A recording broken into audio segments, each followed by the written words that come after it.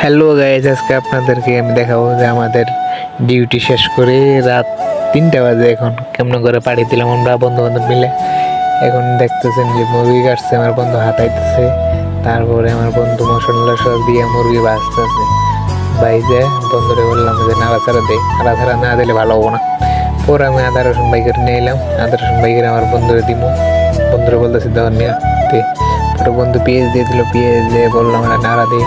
পরে আমি নিজে নাড়তেছি, পরে নাড়াটা দিয়ে সব কিছু দিয়ে বন্ধুর পেলাম এটা কুসা নাড়া দিয়ে। আরেক বন্ধু মাথা হাতাইতেছে জানি খাইতে পারে বলে। পরে দিকে যাবো, ও মা সালাদ শসা সব কিছুই আছে। পরে আস্তে আস্তে ধুইলাম, ধুয়ে পরে আমরা এখন ভালো করে ধুইতেছি, কারণ ময়লা থাকে। পরে কাটাকাটির মধ্যে চলে গেলাম, পরে কাটাকাটি শেষ করে গেলাম গা।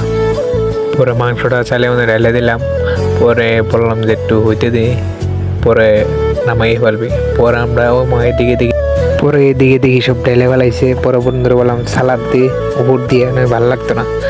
পরে আমার বন্ধু সালাদ দিয়ে দিল। এইদিকে আমার এক বড় ভাই খাইয়া বলতেছে আমার তাড়াতাড়ি পানি দাও। পরে পানি দিয়েছি, তো ভালো লাগে না, পানি এমন লাগে খেয়ে। সে বলতেছে খিচুড়ি খেয়ে মুক্তি তো হয়ে গেছে।